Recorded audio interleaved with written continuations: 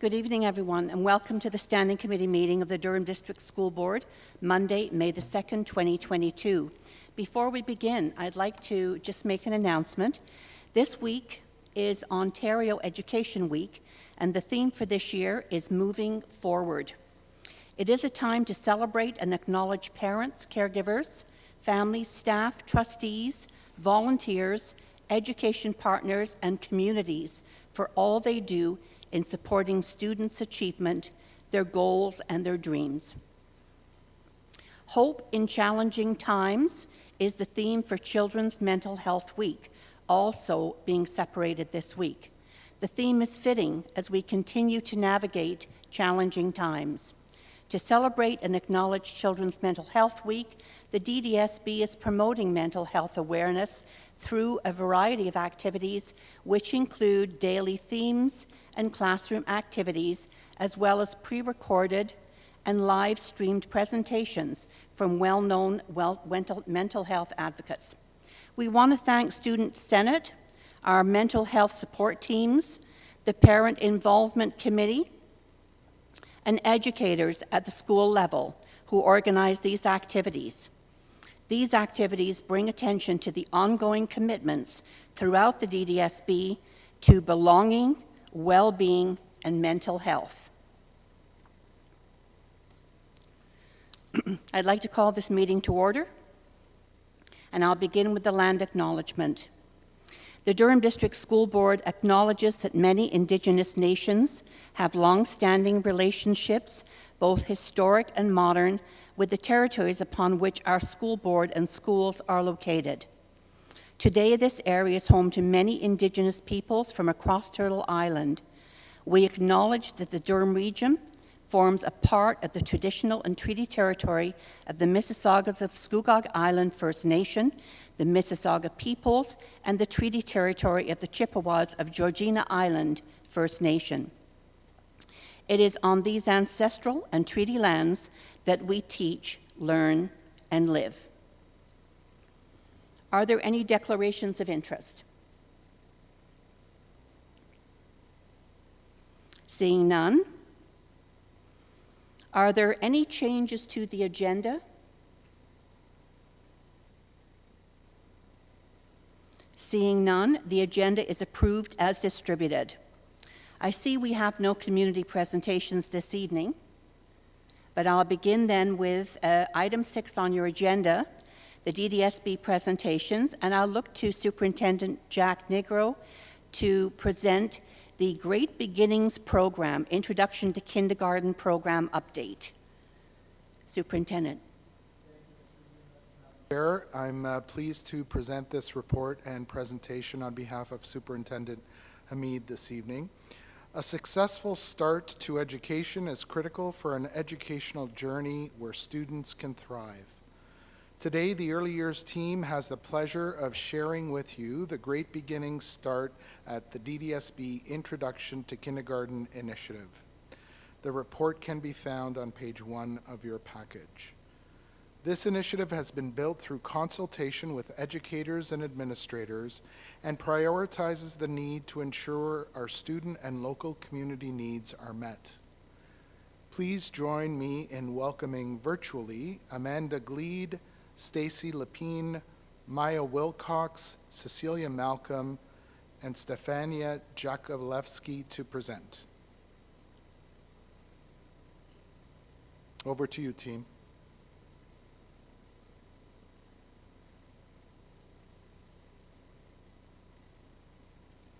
Thank you and good evening. We would like to start off by thanking all of you for providing us the opportunity to share the details of the creation of the Great Beginning Start at the DDSB Introduction to Kindergarten model. This new model was designed by an early year summer writing team comprised of early childhood educators, teachers, and management. The summer writing team included Tara Irvine, Michelle Liverpool, Cecilia Malcolm, Maya Wilcox, and myself, Stefania Jakovlevsky, with support from Jackie Lynn Protomani, Stacy Lapine Fisher, and most recently, Amanda Gleed. We are excited to be here tonight to share the new Great Beginning Start at the DDSB Introduction to Kindergarten model.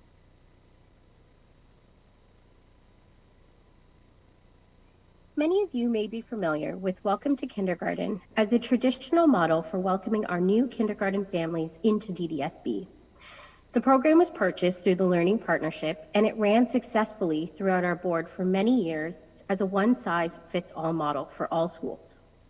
Schools were provided with pre-developed welcome bags and activities that supported their welcome events for our incoming children and families. Following review of the original model and in recognizing the importance of ensuring our students' and community's unique needs are met, the Early Years Department created Great Beginnings Start at the DDSB Introduction to Kindergarten.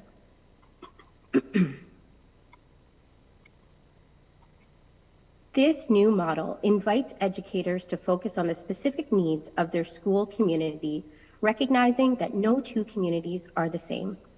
As educators within the kindergarten program, we see the importance of shifting from a one-size-fits-all model to a unique, customized program that meets the needs of our school communities.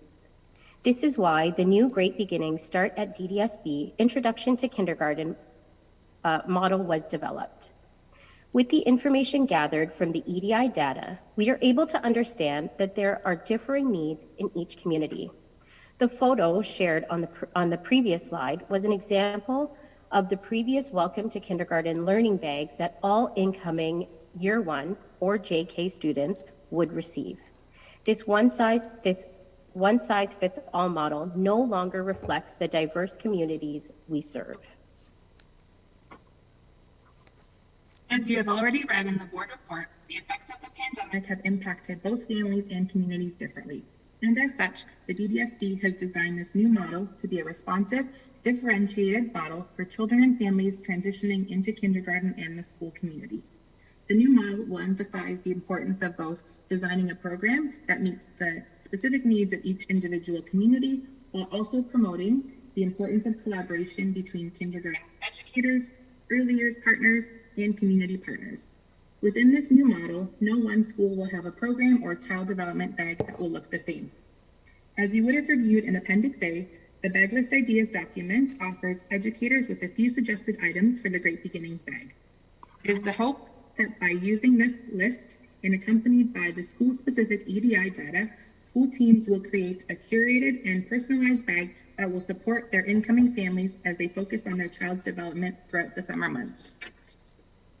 In addition to providing school teams the flexibility to tailor their own Great Beginnings bags, our DDSB schools were also provided with copies of the Let's Play, It's Better When We Do It Together book for every incoming student. A copy has been provided to you in your package this evening. These books, designed in partnership with many of our community early years partners, have been printed and distributed to every school as an additional item for their bags. This book was created in response to data collected from Cycle 4 of the Early Development Instrument. The data showed us that when families and their children participate in activities together, they tend to see less vulnerabilities within the EDI developmental domains. We hope that these fillable books will encourage families to engage in literacy activities with their children and recognize the importance of meaningful interactions together. As the book reminds families, they are the child's first and favorite teacher. The Early Years Department partnered with our DDSB Make a Difference team to provide additional items for the bags of our priority schools. These schools were provided with new books and crayons to add to their bags for their incoming students. We hope these items will provide school teams with additional flexibility to purchase items and materials that will truly meet the needs of the school community. The Early Development Instrument provides us with community-level information that assesses children's strengths and vulnerabilities prior to starting school. For example, a Pickering School Community's EDI data shows that the highest vulnerabilities within the kindergarten population is in the language and cognitive development domain. This is an area that the kindergarten educators will focus on for the Great Beginnings bags. They will be able to fill their bags with a variety of items and materials geared specifically to supporting language and cognitive development. To support the identified vulnerabilities, educators may consider filling their bags with an invitation to go to the library with book ideas, durable letters for letter exploration, magnifying glass to promote curiosity and exposure to print in their world, puzzles to encourage fine motor and problem-solving skills, and 2 or more playered games to build upon oral language. This new model was designed to align with the messaging from the kindergarten program that reads, educators play an important role in promoting the well-being of children and youth by creating, fostering, sustaining a learning environment that is healthy, caring, safe, inclusive, and accepting, as well as the importance for schools and families to work collaboratively to ensure that home and school provide a mutually supportive framework for children and their education. The purpose of the kindergarten program is to establish a strong foundation for learning in the early years with a safe and caring environment that promotes all aspects of child development. The new model supports this concept with the same goal of ensuring all children entering kindergarten are healthy and secure, emotionally and socially competent, and confident and eager to learn. The experiences within a child's first 5 years of life are the most crucial for their future well-being and can significantly influence their overall development. Great Beginning Start DDSB Introduction to Kindergarten provides an opportunity for educators and families to connect and ensure a smooth transition to kindergarten. When we consider the implications and intentions of the Indigenous rights and human rights, anti-discrimination, and anti-racism policies, we understand that these documents impact schools, educators, and families differently. During the planning stages, the new Great Beginnings model, we upheld the principles and ideologies of these future documents at the foundational core and embedded the concepts throughout all aspects of the new model. In addition, we understand our responsibility to promote and protect human rights, including the students' rights and the best interests of the child, and have designed the model to promote inclusivity and prevent barriers that may cause potential harm to our students and families and their human rights. In addition, when engaged in the planning of this process for the new model, a key influencing factor was protecting Indigenous rights and human rights for all students and promoting equity and social justice. It is our intention that this new model will continue to provide an environment that is reflective of children and their families, and that supports and inspires children to succeed in a culturally inclusive and responsive learning environment. You can find all of these supporting documents that reflect these policies and responsibilities within Appendix A. The experiences young children have prior to starting school are critical for their learning and development. The early years team values the voices of early years community partners and their outstanding work that they do. The Great Beginning Start at the DDSB Introduction to Kindergarten was developed in consultation with internal and external community partners, such as childcare, early years hubs, libraries, speech and language services, inclusive student services, and public health. It is our pleasure to introduce to you Brittany Dunk, a critical friend of the DDSB and Early Years Department, who kindly provided us with a message that we have also shared with the DDSB schools. My name is Brittany Dunk, and I'm the Children's Services Librarian for Oshawa Public Libraries. And on behalf of the 7 library systems in Durham Region, I'd like to express how thrilled we are as your community partners in setting the stage for lifelong learning with the Great Beginning Start at the DDSB Introduction to Kindergarten program. Your Durham Region libraries are committed to building positive relationships with families and children, and our strategic plans reflect this commitment. We offer inclusive spaces with a variety of resources and programming, all served by professional staff. Our programming and resources target different ages and levels, including pre-K and kindergarten. We know what it takes to get ready for kindergarten. Of course, libraries are known for books. We have beginning readers, diverse picture books, and nonfiction, all designed to give a positive start in a child's learning journey. Encourage your families to check out our pre-kindergarten story times and other programming. Early literacy skills are practiced through using music, rhymes, stories, and more, as well as developing social skills. We're so happy to be transitioning back to in-person programming, and of course, safety is our primary concern. On behalf of Durham Region Libraries, I want to thank you for the opportunity to connect with your DDSB families. Call us and let us work together for great beginnings. My name is Brittany Dunk, and All of the resources created by the summer reading team have been shared with schools school kindergarten teams and administrators, and are also available on the Spark portal. The Early Years team has been supporting schools in this transition to Great Beginnings by providing office hours, ongoing communication through emails, individual planning meetings as requested, and by providing feedback for educators. Great Beginnings is just the start of a child's journey in the DDSB. In line with building community connections, the Early Years Department is offering family information sessions to ensure families can learn more about the school community, in-school supports, the importance of play, and self-regulation. These sessions will be offered to families in the evenings and will feature the voices of community partners, internal department, and early childhood experts.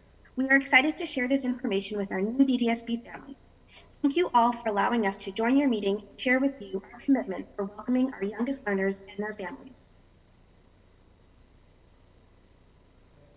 Thank you so much to this great team for presenting tonight's presentation. We will now take any questions that you may have.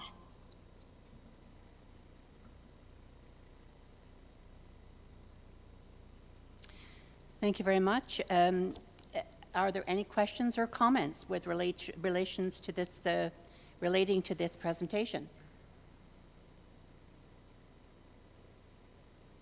I see Trustee Edwards' hand is up. Go ahead, Donna. Thank you so much, and I appreciate the report and the inclusive method of welcoming our FDK students into our schools. Love the webinars. I think that's really, really great, ensuring that gets out to all the communities, including all the community, including our community partners and the like the library and some of our other partners. I just have a comment on the event planner that you've included in that. It just from my perspective, I'm just looking. I know you list, say, the possibility of including community partners, but what I don't see is things like that I think that maybe should be on that list is like our Swiss workers is really important, especially for some of our priority schools. And then when it comes to location, whatever, making sure that accessibility requirements are handled. I know it's a reminder, but it's something that if it's in there and people see that, even the parents see that it shows that you're looking at from an inclusive point of view. And then also, I kind of didn't see inclusive services resources as listed there as well, because they're a key, we're talking early intervention, et cetera, as well. I know you addressed it in other parts, but it was just in that event planner that I was just a little concerned that it wasn't there. Thank you. Thank you, Madam Chair. We'll take that feedback back to the team. And thank you, Trustee Edwards, for that. And looking to see if there are any further questions or comments. And I'm not seeing Trustee Morton. Chair Morton, go ahead, Carolyn.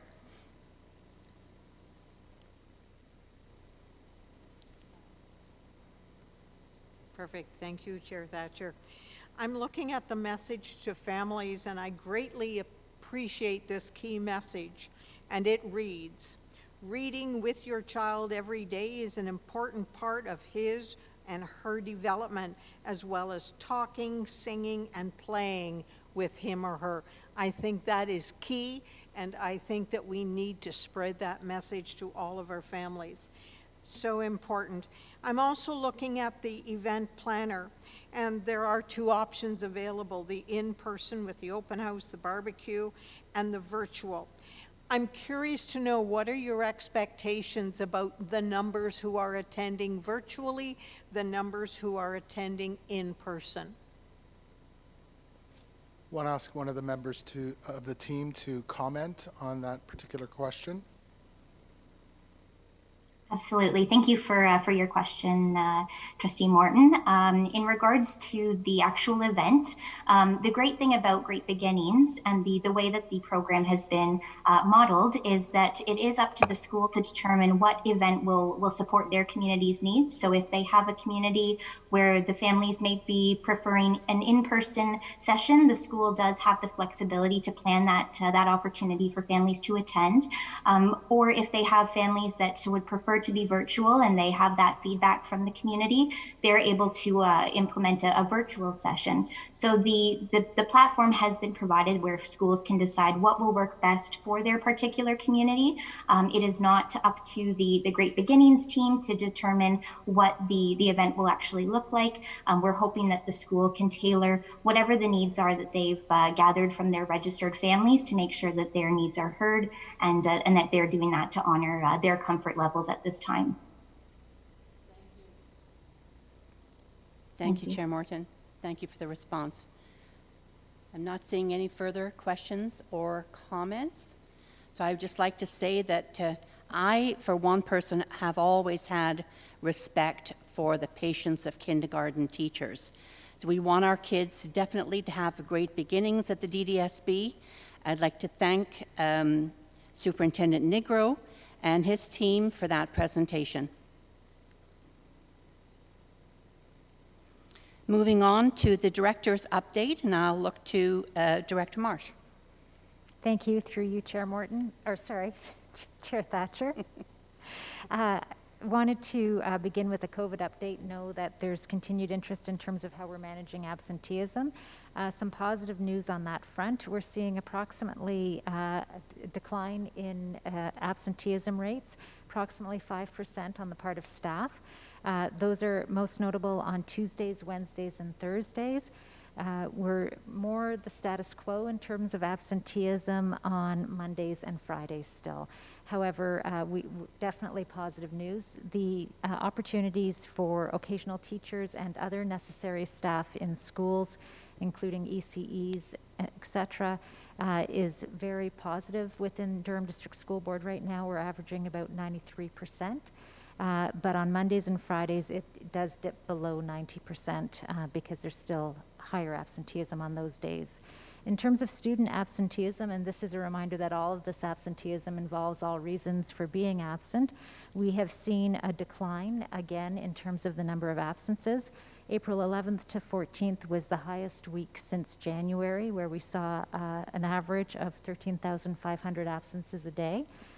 Last week we were down to approximately, and on average per day, 11,600. So definitely seeing a decline in that, which is positive news for school operations. I also wanted to update trustees that Durham District School Board is really excited about participating in a project with the Ontario Public School Boards Association in terms of promising practices that has been initiated to address the shortage of French teachers. We know that that is an issue within Durham District School Board as well as across the province, and so the superintendent responsible for French programming has volunteered to be part of the work that OPSB is doing in that regard. I also wanted to update trustees that we are thrilled with the most recent capital update from the Ministry of Education. Trustees may recall that you wrote a letter earlier this year after the last announcement of capital funding, indicating that you were concerned that the needs of Durham community was not being met. And so this last round, which we have received confirmation of, sees us receiving approximately $46 million for an unnamed Oshawa secondary school and $19 million for an unnamed Pickering-Seton elementary school. So just so excited about the opportunities that this will provide for community and for us to engage our learners in new innovative buildings and address some of the overcrowding that we have seen in some sites. As Chair Thatcher indicated, there are a number of events planned in May, lots of opportunities for engagement, and so definitely want to thank all those who are organizing those events and to please check our website or our social media in terms of details. Registration is online, and certainly families are more than welcome to participate, as are trustees. And that concludes my update. Very happy to take any questions. Thank you. Any questions or comments for the director?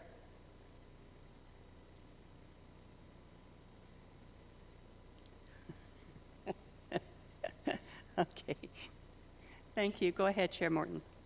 Thank you, and through you, Chair Thatcher. I'm absolutely thrilled with the capital funding announcements, both for North Oshawa and for Pickering. I'm just looking at the student absenteeism rate. So are we happy with the approximately 15%, which is now taking place? I'm not sure we would say we're happy with it. What we're seeing is that there are less students away right now than there had been previously, which is a positive thing in terms of managing COVID-19. Also understand that some of the absenteeism may not be related necessarily to illness, so always have to keep that in mind.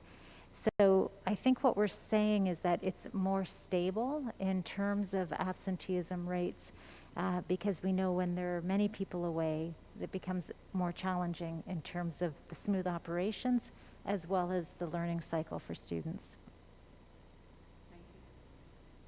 Thank you, Director Marsh. We're moving in the right direction, I think. So there are no recommended actions this evening. The first information item then is the presentation by our student trustees report. I will Thank be you, starting Kayla. tonight. I will be starting tonight. So thank you, and through you, Madam Chair, we would like to present our monthly student trustee report. At our recent Student Senate meeting on April 19th, 2022, we had Mr. Conley and his team speak as panelists regarding the up-and-coming student census. Senators were eager to share their input and suggestions for the census. The Student Voice Working Group is currently working on how student parliament and student government will look at schools when they hopefully start back in September.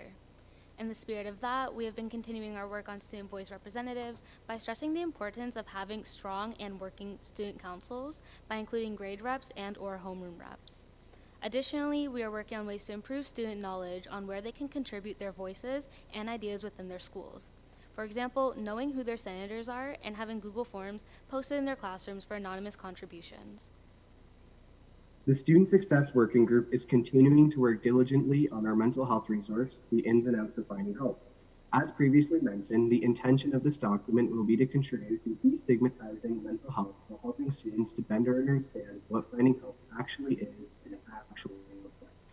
We are collaborating with the DDSB mental health leadership team to ensure the information that has been created by students is accurate and representative of the DDSB values, while staying true to the vision of this student-driven document. A special thank you to the DDSB mental health leadership team for their continued support of this document. It is anticipated that this document will be sent to creative services for designing and completed by the end of this school year. The Equity Working Group is currently working on a two-part initiative and will continue to work on it for the rest of the school year. The first part revolves around promoting inclusivity in the classroom by means of spreading awareness through short videos and digital media about important topics related to equity, such as the importance of gender pronouns and information about gender identity. The second part also revolves around spreading awareness through short videos and digital media about days and months of significance, such as Pride Month and Asian Heritage Month. During our regional breakout groups, the West Region senators vocalized their concerns about next year's school times. It was not towards the actual times, but more so the question of will this stick. Students are concerned that these revised times will continue to get revised annually based on bus drivers and would like to be aware if there's a possibility for time changes each school year. Aside from time changes, most schools within the region are approaching their Relay for Life events, and I'm very proud of all the senators and their teams and how well they plan their events. I'm looking forward to seeing how they all go. Many students have expressed that student participation in school activities has been very high in the past month. This is wonderful to hear because there were many reports of lack of motivation in the first couple of months of the school year.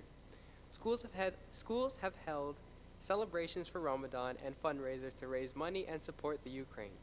In addition, graduation events and prom planning have been going smoothly, and many grade 12s have mentioned that they are looking forward for school commencements. As warmer weather approaches and the end of the school year is in sight, the Northern Regional Workout would like to host a regional-wide Spirit Week to celebrate the 2021-2022 school year. Currently, we are planning many activities and Spirit Days for students to participate. Today, May 2nd, 2022, is the start of our Mental Health Symposium. We have been working with Stephanie Pellober, her team, our advisors, and our project coordinator to plan and create this week-long event. Throughout this week, schools will be provided with daily videos made by the Student Voice Working Group, speaking to mental health and well-being. Classes will also receive focused activities for each day. On Wednesday, all registered classes will watch a presentation from guest speaker Sean Booth about hope in challenging times.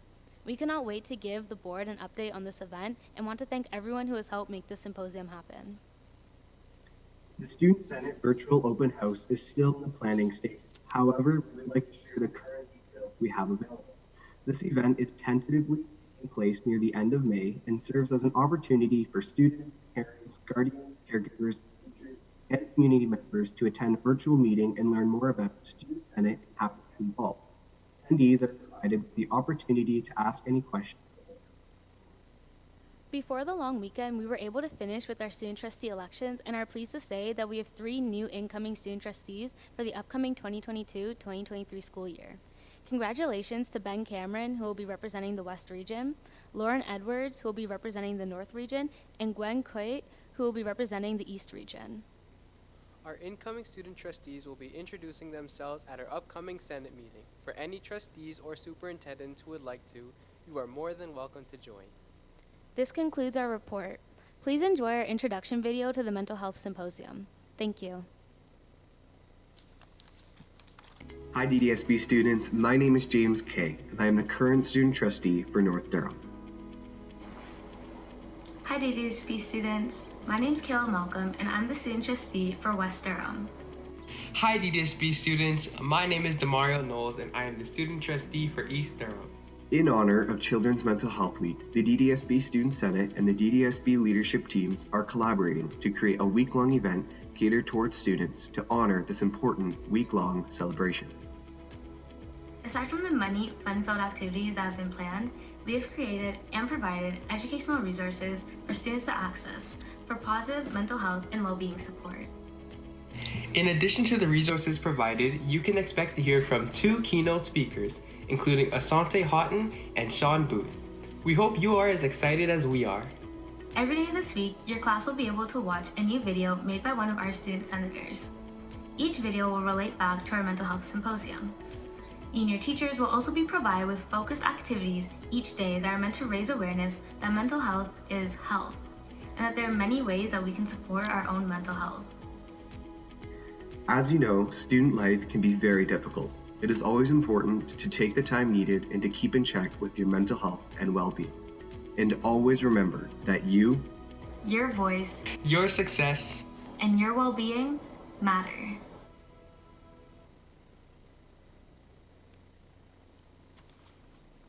Thank you so much, James, Demario, and Kayla. Just wondering if there are any questions or comments for our student trustees tonight.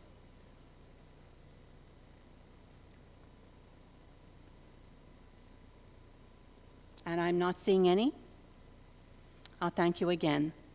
Moving on to the next item on our agenda, Indigenous Book Review, and I'll call on Associate Director Jim Markowski and Superintendent Aaron Elmhurst for that review. There we go. Thank you so much, and through you, Chair Thatcher.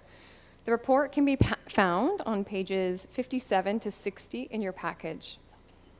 I am pleased to bring forward a report to trustees on the temporary removal and review of the Great Bear and 2 other Indigenous titles from library circulation. As you know, the DDSB is committed to providing services, workplace, learning environments that center Indigenous human rights and equity, and that are welcoming, respectful, safe, inclusive, equitable, and free from oppression, discrimination, racism, harassment, and harm. The Indigenous Education Department received concerns that 3 books within the Forest of Reading series contained content that could be experienced as being harmful to Indigenous students and families. The families coming forward were Indigenous, and felt that some content and terminology in the books could minimize and misrepresent aspects of their identity and potentially perpetuate discrimination if not contextually situated within an appropriate historical context.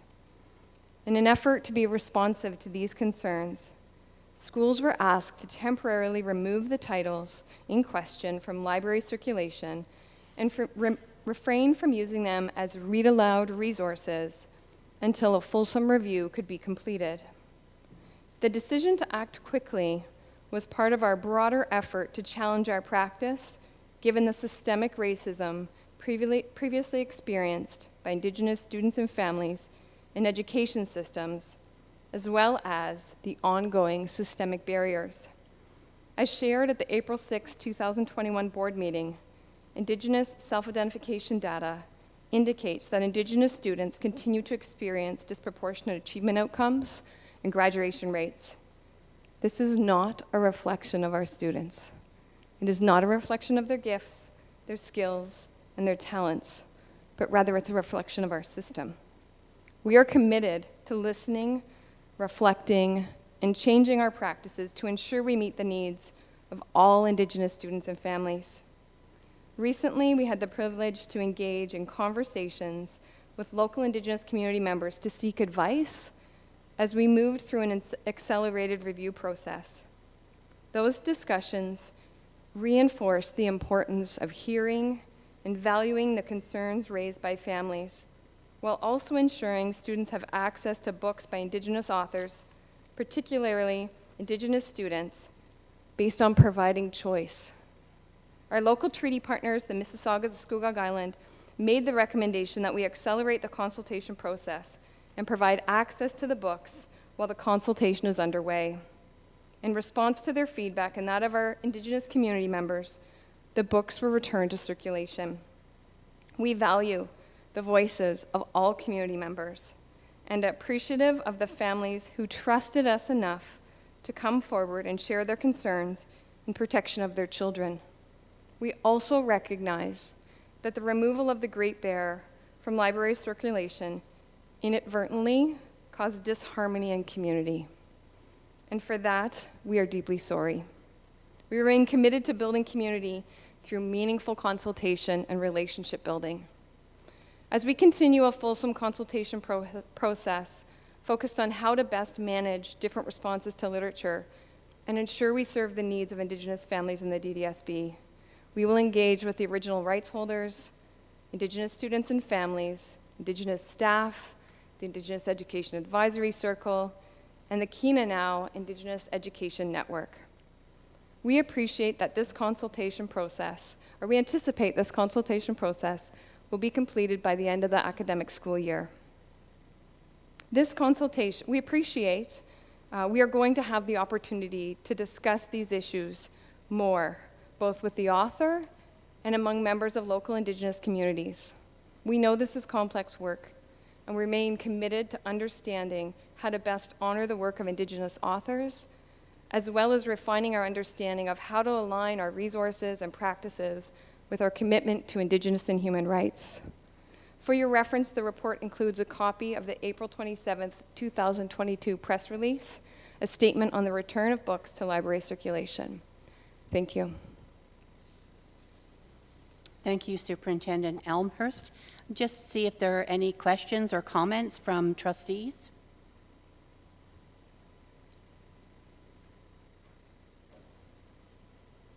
Trustee Stone, go ahead, Linda.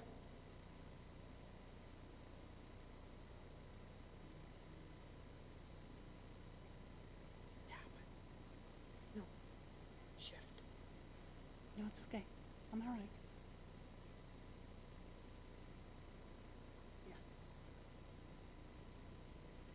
Oh, thank you, Chair. You must have been first. I know I'm these sorry, I missed that. questions have been asked previously, but I need to ask them again. I think the public deserves to know sort of a little bit more around our policy. So I think the policy we were discussing, the policy, yes, does the policy say that we should be removing the books prior to review? Excuse me, Trustee Stone, I think that question was asked earlier by Trustee Edwards, I think, around the policy. That was Am in I correct private with that? session. No? It's in Is this private session. different? Okay, pardon me. Sorry, through you, Chair. So there are a number of policies at play, and so when we're talking about these Indigenous education novels, it's the Indigenous education policy and procedure that we were following. And within that procedure, it speaks to the importance of engaging with the local Indigenous community prior to resources becoming available. In particular, the resources were being used in some sites as read aloud to the whole class. So that was why it came to our attention. It was the Indigenous education policy that we were following, not the review policy and procedure. So to Trustee Stone's question, then was that Director? Sorry, it was the Indigenous education policy. And the Indigenous education policy speaks to the importance of, before using resources, to consult with local Indigenous community members, as well as understanding the concept of read-alouds, and that what may be challenging and hard for some students and traumatic wouldn't necessarily be for other students. It would depend potentially on their family's circumstance. And Superintendent Elmhurst, I don't know if you'd like to add more to that.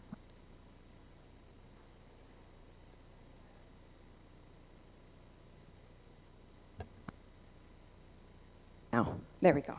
Happy to add a few comments specifically related to the procedure. So certainly consultation is a key part of our policy. There are two pieces within the Indigenous education procedure that also address this concern that was brought forward. One being that curriculum resources, including visual representation in 5.3, be current and free from harmful stereotypes and narratives. So when families bring forward that concern that potentially we have a resource that doesn't align with our policy 5.3, we need to ensure that we address that promptly.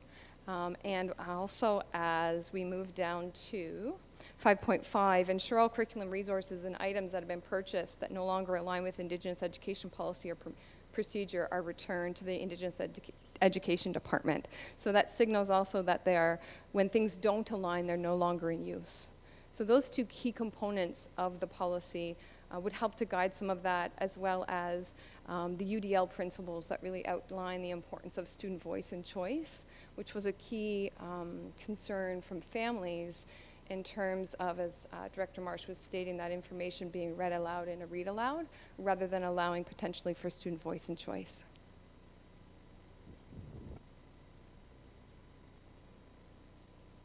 Trustee Stone, do you have another question? Yes, thank Go ahead. you.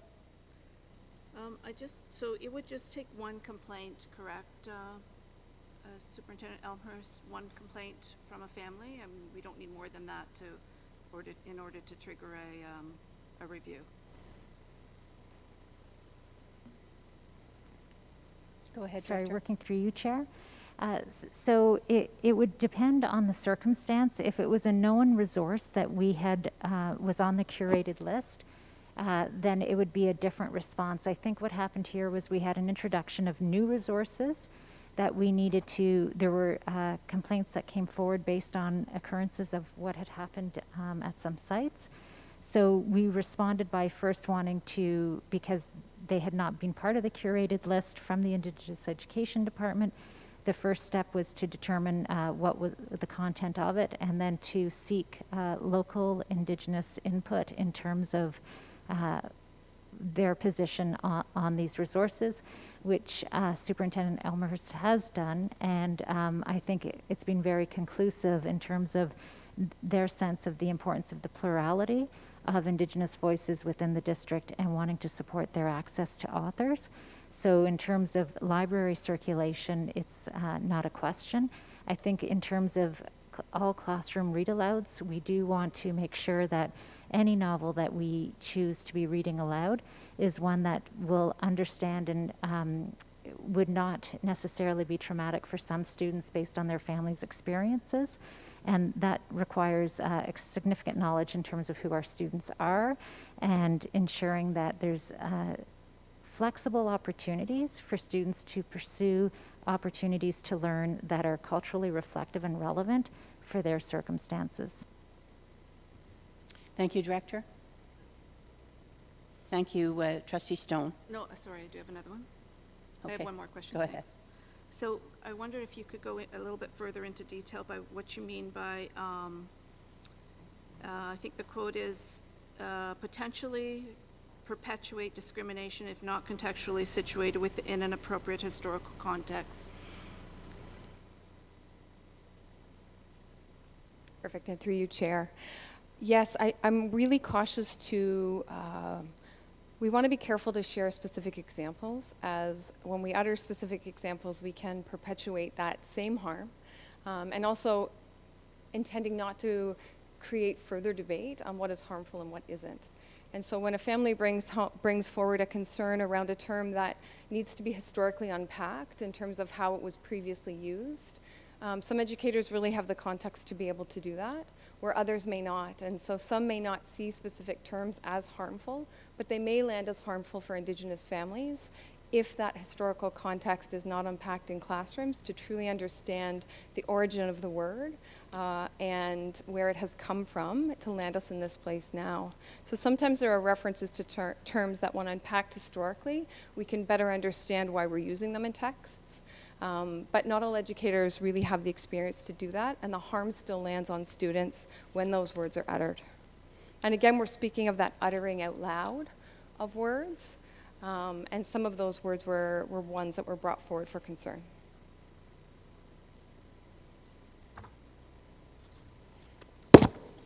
Thank you very much, Trustee Stone. I'm going to go to Trustee Lundqvist. Go ahead, Nikki. Thank you, Chair Thatcher. I actually wanted to say thank you. So I recognize that that the public had grave concerns about the way this was managed. Trustees had equally significant concerns. Excuse me. I don't think that anyone expects perfection. I think that we're all in the process of learning. And I see this as important in terms of the process of learning. So this idea that there is a diversity of voices, including Indigenous voices, that need to be consulted and encouraged and heard is really important. So one of the things that I think got lost in the discussion, and I really want to mention it because I think it's terribly important, is that, you know, I'm not going to defend the way it's been managed previously. I was concerned myself, and I remain concerned about that process. But what I really do appreciate is the response to it subsequently. So I just want to say thank you to those who are listening, to the diversity of voices who are reaching out to community partners, but also hearing the concerns raised by individual families. We can't ignore that. And so I think what I'm trying badly to say is I recognize that some of this work is new and we're going to make mistakes, and mistakes I think have been made. But I think many good things have been done by the Indigenous Education Department as well, and have done tremendous work to support the voices of Indigenous students and faculty and staff. And I just really want I want to acknowledge that this isn't about shutting down Indigenous voices, which was one of the concerns raised, but it was actually about hearing some Indigenous voices and recognizing there were more to be heard. So I just want to say thank you, because although I understand the community concerns and the importance of diversity of perspectives and seeing different realities presented, I also recognize that there is more to some of this, and at the very least, an open and honest, transparent discussion is something that needed to be had and is happening, and I appreciate the way that it has been managed subsequently, so thank you. And I look forward to seeing what the results of that review are and hearing all of the diversity of perspectives on it. Thank you very much, Trustee Lundqvist. And I'll go to Chair Morton. Go ahead, Carolyn. Thank you, and through you, Chair Thatcher. I also agree with Trustee Lundqvist. I want to say to Superintendent Elmhurst, I am very thankful for your report, very well worded. I appreciate the feedback that was received from the Mississaugas of Scugog Island, and I also greatly appreciate the recommendation that you mentioned that they brought forward.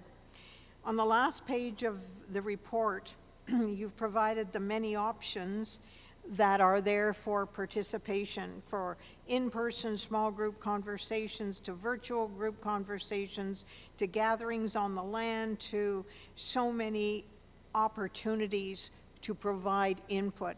I think that we're doing a great job in offering those many options. So thank you, and I wish you much success in the review process. Thank you. Thank you very much, Chair Morton, and thank you, Superintendent Elmhurst, for your report. Much appreciated. Moving on to item C, then, the OPSB report. As Trustee Barnes is not with us this evening, I'll go to Trustee Edwards. Go ahead, Donna. Thank you. The Ontario Public School Board Association has been fairly busy in addressing all the needs and concerns of its members, as well as education and commenting on policies and legislation that has come through the last few weeks. One of the things that trustees did attend at the Labor Relations Symposium, which was held virtually April 28th. Trustees and staff could attend the various workshops, and some of the sessions included were the School Board Collective Bargaining Act and the responsibility of trustees under this two-tier negotiation process, particularly as we know contracts end August 31st, so we will be going into this process depending on the results of the provincial elections, sooner maybe, who knows. We also could attend sessions such as listening to a panel of executive directors from the 4 trustees associations discussing the role of trustees during negotiations. We heard different boards' experience in supporting mental health during the pandemic. A law firm discussed COVID case law update, current school boards issues under the Occupational Health and Safety Act, just to name a few. Also held its Board of Directors meeting Friday, April 29th and Saturday, April 30th. This meeting was held in a hybrid mode, which did present some challenges. Friday evening, in particular, we heard from the Chief Commissioner of the Ontario Human Rights Commission, Patricia DeGuire. I think I might have pronounced it wrong. She talked about the Right to Read inquiry report that was released by the Commission on February 28th. The inquiry found that by not using evidence-based approaches to teach students to read, Ontario's public school system is failing students with reading disabilities such as dyslexia and racialized or marginalized students. When a student experiences difficulty in reading, it can lead to significant mental health issues, being bullied, dropping out of school, limiting academic success, negative impact on future employment, etc. There's just a broad impact of low reading on families and society. The final report, which can be found through the Ontario Human Rights Commission, has 157 recommendations to the Minister of Education, school boards, and faculties of education on how to address systematic issues that affect the right to learn to read. And just to note a couple of them that was mentioned was around a universal standardized screening of every student at least twice a year from kindergarten to grade 2 to identify students at risk for reading difficulties using evidence-based screening tools, standardizing and providing stable funding for evidence-based reading interventions, and setting clear and consistent standards for school boards and mandating better data collection, analysis, and reporting Just an example that school boards collecting quantitative and qualitative data specific to all students with reading disabilities and not just those that have been formally identified through an IPRC process. And tracking should be done by type of learning disability and academic area. Board members also discussed the grants for students' needs, the GSNs, and related memos. It was noted that the operating funds for the next school year is not increasing at the rate of inflation. And two other major areas of concerns that were discussed was transportation and special education. Other topics that were discussed at the board meeting were legislative updates, communication, education, and the media, regional reports were provided, student well-being, the French Immersion Initiative projects, and the upcoming provincial and municipal elections. It's important to note that OPSBA has created resources to support anyone who wants to hold a provincial candidates debate on the issue of education.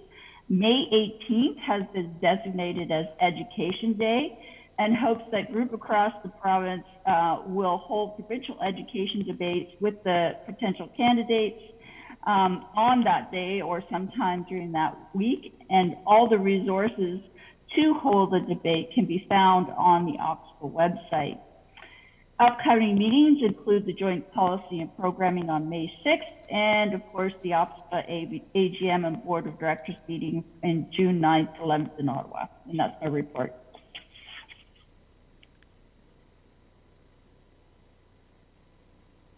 Thank you very much, Trustee Edwards.